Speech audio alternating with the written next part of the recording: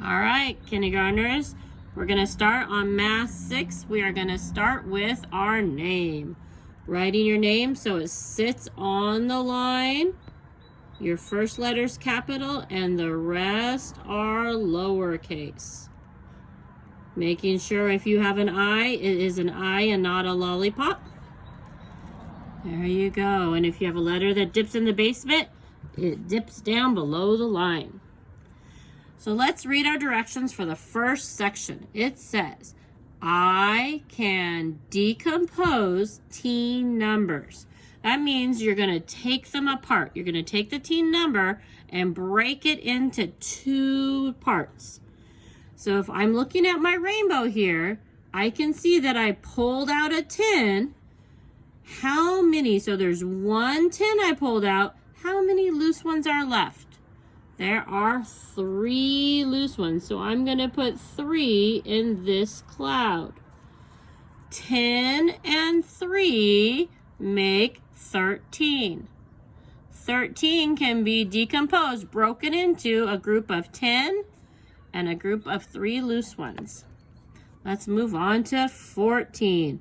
14, I'm going to pull out that group of 10, and I have 4 loose ones left because 14 is a group of 10 and 4 loose ones. 10 and 4 make 14. 14 can be decomposed into 10 and 4. Let's move on to 15. With 15, I can pull out that group of 10, and I have 5 loose ones left. 10 and 5 make 15. 15 can be decomposed into a group of 10 and a group of 5 loose ones. Now I want to grow my finger strength. I'm going to color in my rectangles. I'm going to color in each arc its own color so that I can work on growing my finger strength. Stay inside the lines and use more than one color. That is expected. Let's read the directions for our next section. I can subtract using a number line. So our number line starts at 0 and counts up. 0, 1, 2, 3, 4, 5, 6, 7, 8, 9, 10. When using my number line for subtracting, I'm going to start at the biggest number and I'm going to hop back however many I'm taking away. So for this first problem, I'm going to start at 10 and I'm going to take away, I'm going to hop back 2 hops. So I'm starting at 10 and I'm going to go 1 hop, 2 hops. 10 minus 2 is 8. So on the line, I'm going to write an 8. I started at my 10, I hopped back 2 hops and landed on 8. Let's go to the next problem. It's 10 minus 8. So now I'm going to start at my 10 and I'm going to do 8 hops back to see how many there are. So I'm going to say 10 and I'm going to hop back. 1, 2, 3, 4, 5, 6, 7, 8. When I hopped 8 hops back, I landed on the number 2.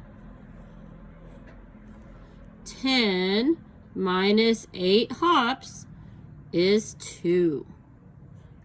The next one I'm going to start on 10 again, and this time I'm taking away 3. So I'm going to hop back 3. Starting at 10, I'm going to hop back 1, 2, 3. When I hop back 3, I land on 7. 10 minus 3, or 10 subtract 3, is 7. 1, 2, 3 hops is 7. The last problem, I'm going to start on 10 and I'm going to subtract 1 or take away 1.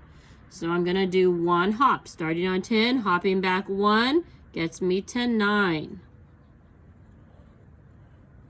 If I know my partners to 10, I would know that 2 plus 8 would give me 10. That's another way to figure these out if you already have your partners to 10 memorized.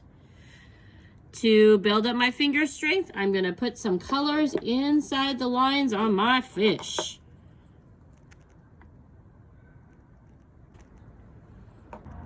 For the last section, let's read our instructions. It says, I can skip count by tens. That means you're going to count and say every 10th number. So if I'm starting at 10 and I'm counting up, 10 more would be 20. 20, 10 more would be 30. 30, 10 more would be 40. 40, 10 more would be 50. So let's say our skip counting by 10 all the way up to 50. Ready?